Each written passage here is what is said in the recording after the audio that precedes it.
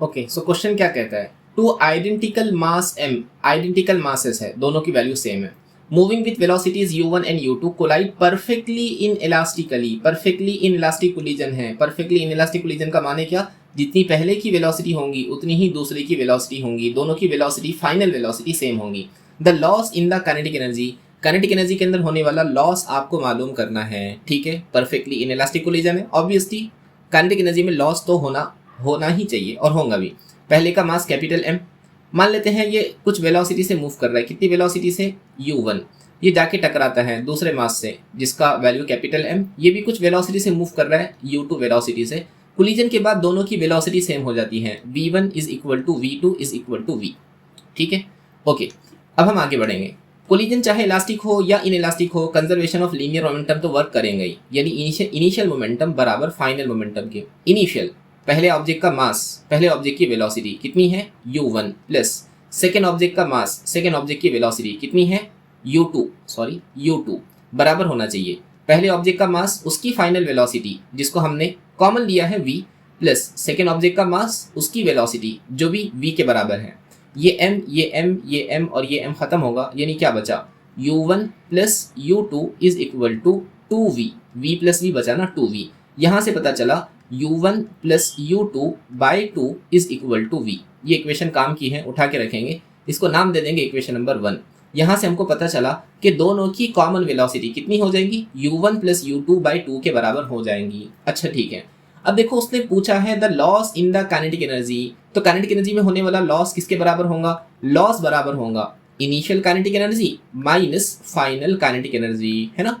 Initial kinetic energy में से final, क्योंकि इनिशियल की वैल्यू ज्यादा होगी, फाइनल की वैल्यू कम होगी, ठीक है। इनिशियल काइनेटिक एनर्जी में फॉर्मूला क्या हो जाएगा, हाफ पहले ऑब्जेक्ट का मास कैपिटल एम, पहले ऑब्जेक्ट की initial velocity u1 square plus half second object का मास कैपिटल एम उसकी इनिशियल वेलोसिटी u2 का स्क्वायर, फॉर्मूले वाला minus under the bracket of final kinetic energy half पहले ऑब्जेक्ट का मास कैपिटल एम उसकी फाइनल वेलोसिटी जो कॉमन है v स्क्वायर, है ना, v square plus second object का मास हाफ कैपिटल एम उसकी वेलोसिटी v स्क्वायर। इतना समझे, ठीक है जी। आगे बढ़ेंगे, यानी हम लिख सकते हैं loss will be equal to, यहाँ से हाफ कैपिटल एम दोनों जगह से कॉमन निकल सकता है, पहले इस इक्वेशन को सॉल्व कर लेंगे, यानी half capital M under the bracket of u1 square plus half capital M under the bracket of u2 square minus 1/2 mv square plus 1/2 mv square, ये कितना होगा, ये हो जाएगा 2/2 capital m into v square. आया समझ में, यहाँ से कुछ कॉमन निकलेगा, हाफ कैपिटल m कॉमन निकल जाएगा, अंदर क्या बचा, अंदर बचा u1 square plus u2 square, u1 square plus u2 square common निकल गया, हाफ m बाहर आ गया तो अंदर बचा 2 टाइम्स ऑफ v का स्क्वायर। और हमने अभी सीखा है फाइनल वेलोसिटी कितनी है, फाइनल वेलोसिटी है u1 प्लस u2 बाय 2 का square, u1 plus u2 bye 2 का स्क्वायर, सही है ना। ये v की वैल्यू लिखा हूं मैंने इक्वेशन नंबर 1 से, ठीक है जी। आगे बढ़ते रहें, half capital m as it is रहेगा, यहाँ u1 square plus u2 square minus 2 इसका स्क्वायर कर लेंगे तो कितना होगा, ये हो जाएगा u1 plus u2 whole square और 2 का स्क्वायर नीचे आकर हो जाएगा 4, ये ब्रैकेट क्लोज। आगे बढ़ते रहें, यानी मिला half capital m under the bracket of 2 1 जा 2 2 जा और ये 2 यहाँ आ जाएगा, इसका मतलब 2 under the bracket of u1 square plus u2 square minus, अब बताइए u1 प्लस u2 का होल स्क्वायर कितना होगा, ये होगा a स्क्वायर, इसका मतलब u1 square plus b square, इसका मतलब u2 square plus 2ab 2u1 u2, ये हो गया स्क्वायर करने के बाद वाला टर्म, इसके डिवाइड में कितना आ जाएगा, यहाँ पे आ गया 2, समझ गए ना ये, ठीक है जी। अब बस ब्रैकेट ओपन कर लो, क्वेश्चन सॉल्व होने के करीब है, मैं थोड़ी जगह बना लेता हूँ।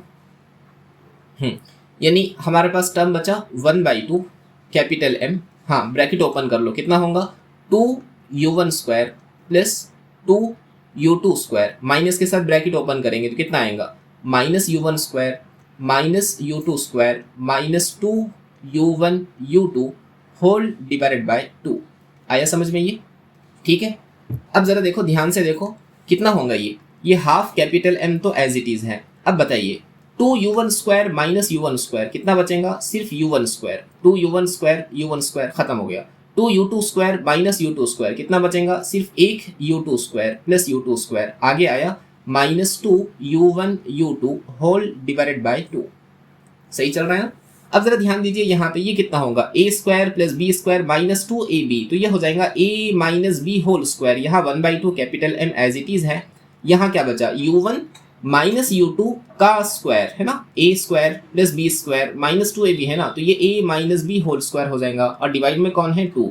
यानी हमारा फाइनल आंसर आया लॉस बराबर है, लॉस किसके बराबर है, यहाँ m और नीचे आ गया 4, यानी m/4 under the bracket of u1 minus u2 का स्क्वायर, u1 माइनस u2 का स्क्वायर। यानी देखो कौन सा ऑप्शन करेक्ट है, m/4 होना चाहिए, m/4 u1 माइनस u2 का square, option C will be correct. देख लो ऑप्शन सी करेक्ट होना चाहिए, समझे ना ये।